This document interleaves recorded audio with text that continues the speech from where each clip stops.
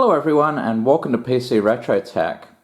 In last week's video we talked about a very large collection of retro PC parts that I acquired online, and we went through all of the ISA and Visa Local Bus cards that were in the collection, and the remaining video cards are the ones that you see here. So these are the PCI, AGP and PCI Express cards.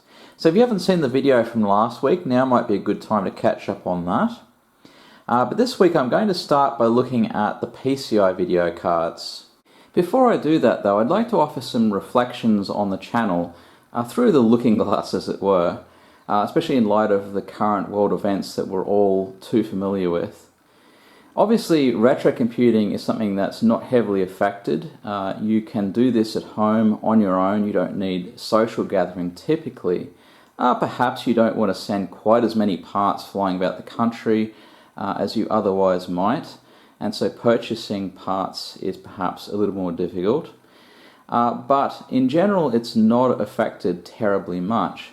And likewise, this channel is not heavily affected. I can still make the videos. I don't have a production team to worry about, and I'm just doing it on my own as a hobby rather than as a business, so I don't have to worry about the business aspects of things. But I have had some time to think about the direction of the channel itself, and originally it started off with a very dry, boring technical content which really doesn't fit the YouTube entertainment format particularly well. It has its place, maybe university lectures or something like that. But a majority of people coming to this style of video are doing so for entertainment reasons. But I'd still like to avoid the other extreme, which is to produce endless videos about old games on old computers. And it's always been my intention to try and find something unique or interesting that you can't find easily elsewhere on the web. And generally that means either looking through old archives or old journals or manuals, and perhaps even producing content myself.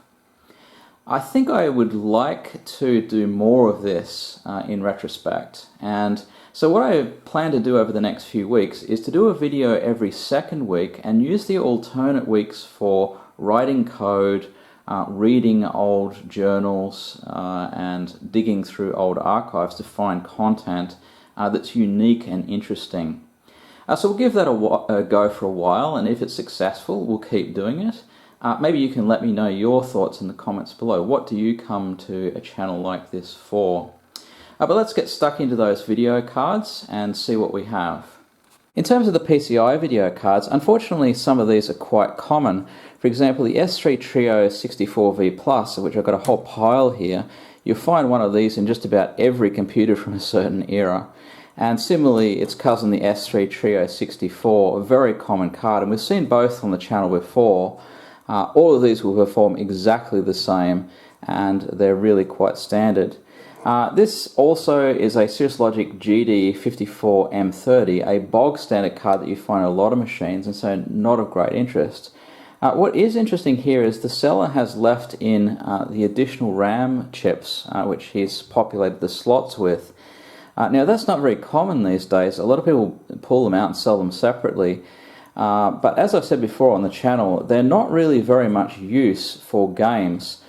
You only put these chips in for higher resolutions, and games are certainly not going to run at higher resolutions on these chipsets. So it's really only for the Windows desktop that you'd like to have these. The more interesting card in the S3 range is the Verge DX here. And I'll say a few more words about this. It's still a relatively common card, but I think it merits a short discussion. The two at the back here are ATI PCI Mark 64 cards, and they look quite different. And the main difference is that there are two chips on this and only one on this. But if you have a look, this second chip here says Spectra DAC. So DAC is presumably a digital to analog converter, so that's presumably a RAM DAC. In fact, at the end of last week's video, one of the viewers commented that those ISA cards that I looked at last week that had chips on them that were labeled music, in fact were RAM DAC chips. And apparently in the early days, the RAM DAC chip was separate, and it wasn't until later that they started to combine everything into a single chip.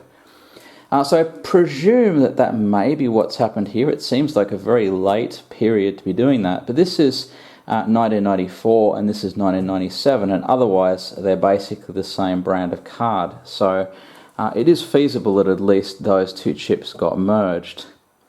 The most interesting card here from my perspective is this one, the Advanced Logic Inc., or ALI, ALG2302A chipset. It's a Speyer branded card, and it says V7 Vega. Of course, there's nothing like the V7 Vega that we're used to in the Visa Local Bus format with a Cirrus Logic chipset. So I'm going to be very interested to try this out. The reason is I have not seen one of these before. It may actually be a common card, but it's new to me. So that's the most interesting one from my perspective. So we'll give that one a go and see how it goes. A lot of the rest of these are fairly standard, and I'll just give a basic benchmark for each of them. To try out all of these cards today, I'm going to use my Pentium 3 machine, and this is probably one of my favorite computers. I've given it a little bit of a cleanup for its showing today, and of course there's plenty of alcohol wipes on hand at the moment. It's also a good machine to use because it's very fast, so it's not going to bottleneck any of the cards. But you can still run DOS games on it, and that's going to be relevant here because a lot of these PCI cards are 2D only. Even the ATI Mark series is a 2D series. So the one exception to that is the S3 Virge DX, and Verge was S3's first attempt at 3D, and the DX was basically a revision of that, which included some better perspective handling and trilinear filtering. But I still suspect that we'll find a lot of the 3D benchmarks are not going to run well on this. My prediction is it'll be very slow and an incomplete implementation. So the DOS stuff is going to be important, and the Pentium 3 will handle that, albeit a little bit too fast to actually play some of the older games. Another reason to like this Pentium 3, apart from the fact that the chip runs at 1.45 gigahertz, is that it has a lot of PCI slots and an AGP slot. And of course they'll be perfect for the video cards that you want to benchmark today. But perhaps more importantly is that these are very mature implementations, so you're not going to have the kind of problems with compatibility you would have with early PCI or AGP. And I've actually generally found this board to be very reliable, and I've run many graphics cards on it successfully. So it's just a VIA chipset. It's a VT82C694T, and the board is something generic. It just says 694T Pro version 5 on it. But I found this to be a really nice setup. It's just got standard SD RAM in it. But I nearly got quite excited when I saw this little brown slot in here, because I don't know what that does. If someone happens to know off the top of their heads, you can put it in the comments below. But I thought it might be a PCI Express ×1 slot, and I have a card which sort of has this intermediate style video connector, so it's not the original VGA and it's not the more recent HDMI, and it looked for all the world like it should go into one of those slots, but unfortunately it's not compatible. So this little brown slot in here, that does something else, and I don't just happen to know that off the top of my head. But overall this is going to be the perfect machine, I think, to do our benchmarking today. I want to say a few words about the benchmarks that I'm going to be using in DOS mode for all of these cards. So the first one is the 3D benchmark, which is option 2 in Phil's Computer Lab's benchmark pack. And you can see it's a VGA benchmark. It's the old Superscape benchmark. And it's just running in 320 by 200 mode, but of course it's going to give an insanely high number of frames per second. In fact, this is actually the lowest score that we get for any of the cards here. So it's not very much of a challenge. So to make things a bit more of a challenge, I'm going to use option 4, which is Chris's 3D benchmark, which will run in 64480 mode. Now this was written by a guy called Chris Dial, D-I-A-L. It was originally called CBench, and it was written as a replacement for 3D Bench. And the idea here is that he takes an environment mapped cube, a 3D cube, and rotates it and it's 3D shaded, and the reason he did this is because a lot of games at the time were starting to do that. But when we say 3D here, it's not using any 3D capabilities of the card itself. All the 3D is done using floating point and integer arithmetic in the CPU. So apparently the rotations and transformations were done using floating point, but all of the inner loops were done using fixed point, presumably using integer arithmetic. So there's actually two versions of this. So option 3 is a 320 by 200 version, and it will run a lot faster, of course. It's not very useful for us. We can just use the original 3D bench for that. But I think these two, options 2 and 4, are the best ones to give an idea of the DOS performance of these cards. The Chris 3D runs in 32-bit protected mode as well, which is something else that a lot of games were doing at that time. In case you're wondering how unrealistic the very high frame rate is in that 3D benchmark, let me just run the QuakeTime demo.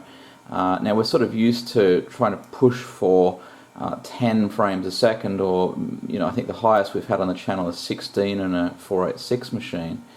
As you can see here, we're getting 120 frames per second, and it's certainly possible with some of these cards to get 200 frames a second in Quake. So these really do run very, very fast. Now I'll discuss the 3D benchmarks first. So this is the older VGA benchmark at 320 by 200. By the way, I've had to take out one of the S3 Trio 64V Plus cards because it was faulty. It did actually give a picture and it almost posted, but then it would just hang. So I tested it out quite a bit and I wasn't able to get it to boot all of the way. All the other cards work just fine though, and you can see that the S3 cards work the best in 320 by 200. They're very, very fast. And although they're extremely common cards, they are actually really good cards. So I actually have two S3 Trio V Pluses here, and I decided to include them both, and you'll see why when we get to the Chris 3D benchmark. The ATIs were sort of middle of the road, and the ALI card at the end, the ALG 2302A chipset, was sort of middle of the road on this benchmark. And interestingly enough, the Cirrus Logic 5430 was actually way behind everything else. That surprised me a lot. I assumed that that would be up around the same speed as the S3 Trio 64, but apparently not. Now the Chris 3D benchmarks were much more challenging for the cards, of course, and it really does show that these were 640-480 cards. They were Super VGA cards. So of the S3 Trio 64V Pluses, I actually had two different ones. There was an Elsa Winner brand and the Genoa brand. And you can see that the Genoa actually did a lot better. Now I ran these again just to make sure that there wasn't some kind of timing fluctuation, and the Genoa was actually consistently faster in this benchmark, which is pretty hard to explain given that they are the same chipset basically.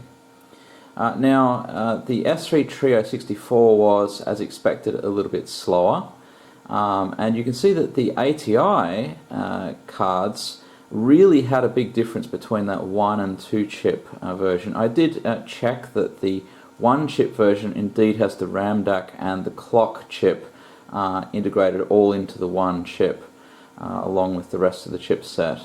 And you can see that that makes a huge difference in this benchmark. In the previous one we couldn't really see the difference between the two. The only truly 3D card in this bunch is the S3 Virge DX. That has some actual 3D hardware, and we'll test that in a moment with some actual 3D benchmarks if we can get it to run.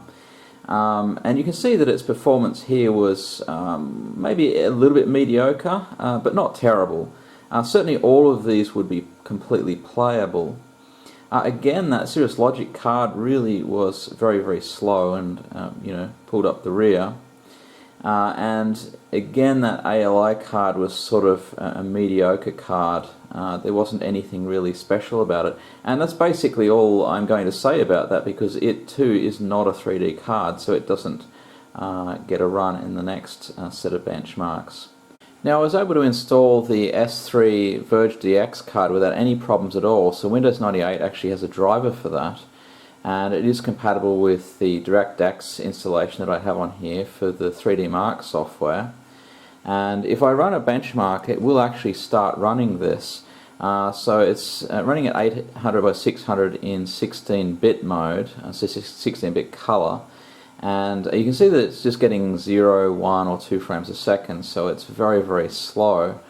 This really illustrates that this was an extremely early 3D implementation, and it's really hard to imagine any games running at a resolution like 800, 600 that would be worth playing using this kind of card.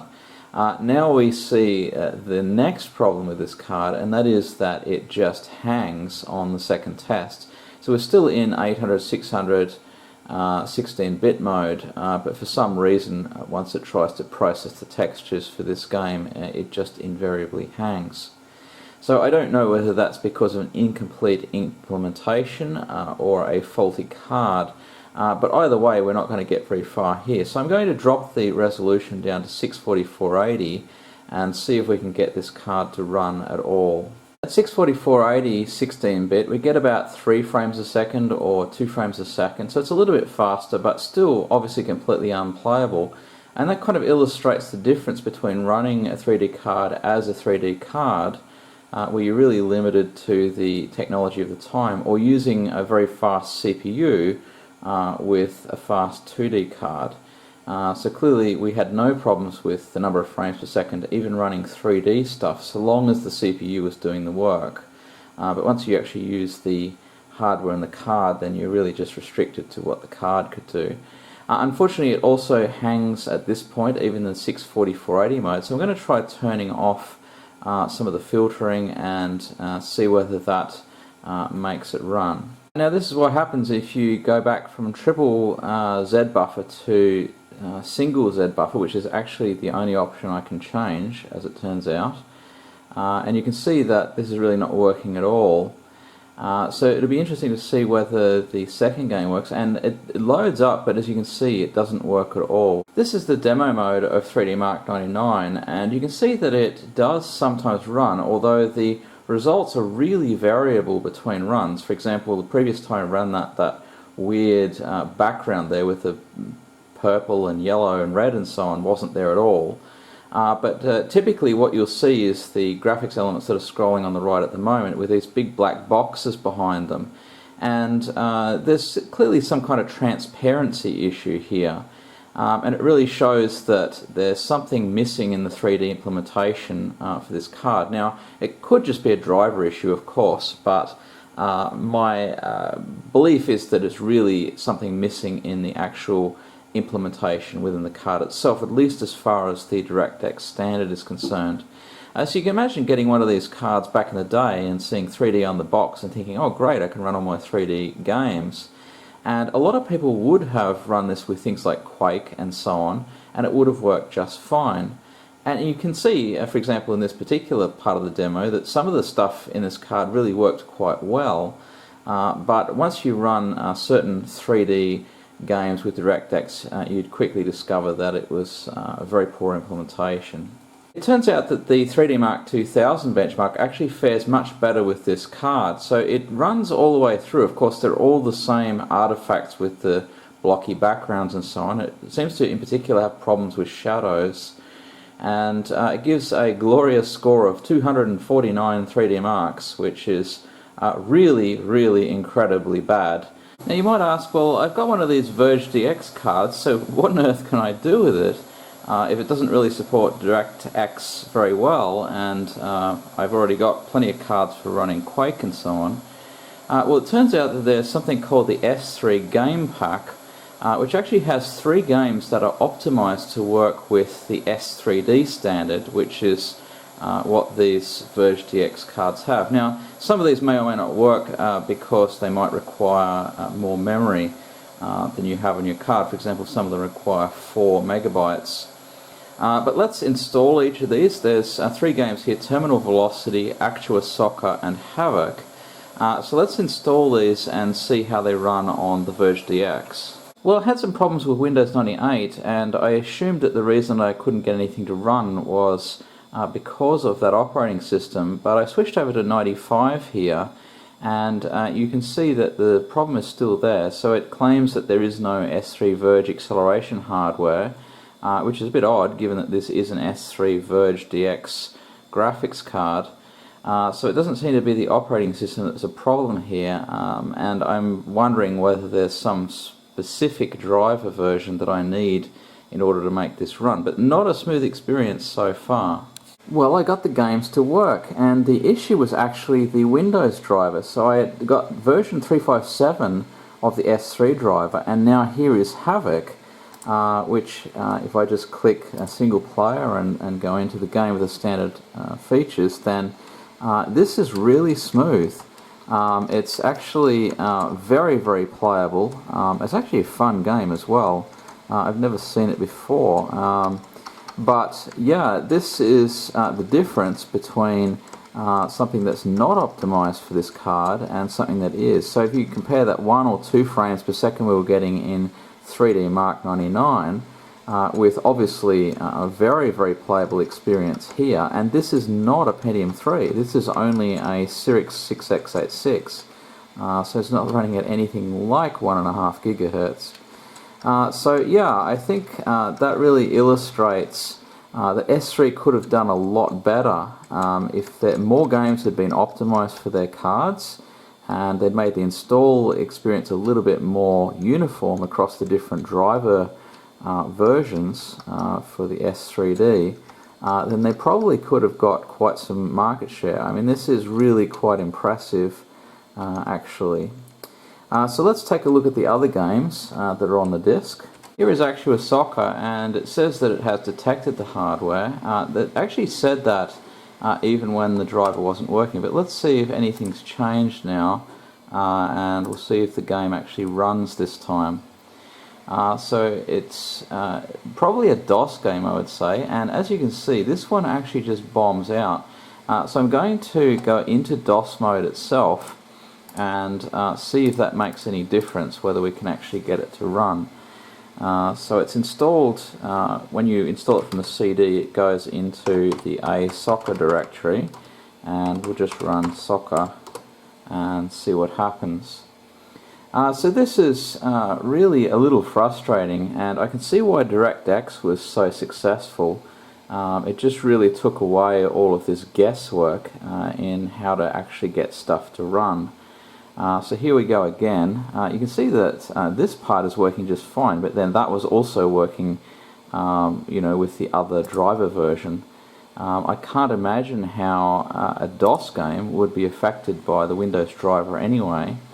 But let's see what happens here. This is on the Windows 95 machine, and I haven't actually run this here. So, well, it looks like it's just hanging.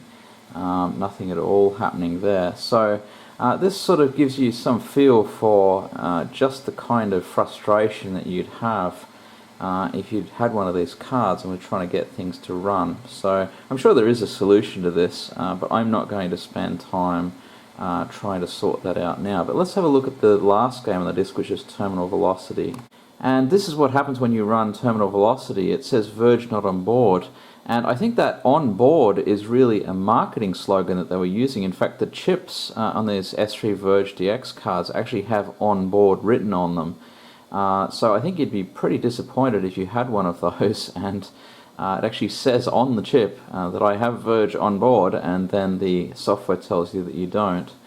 But that means we can't run this, which is really a shame. It would have been very interesting to see this running on this hardware. I did try the other Verge DX card that I have, which is actually a 4 meg card, and it also doesn't work. So, of course, if anyone has any ideas about how to get it to run, if there's something obvious that I've missed, then please put it in the comments below. But otherwise, that's going to be it for this week. The next video, I'm going to look at all the AGP cards, and we have really a lot of those, and there's some really interesting ones in there, so stay tuned for that. But in the meantime, take care of yourselves, and we hope to see you in a later video. Bye.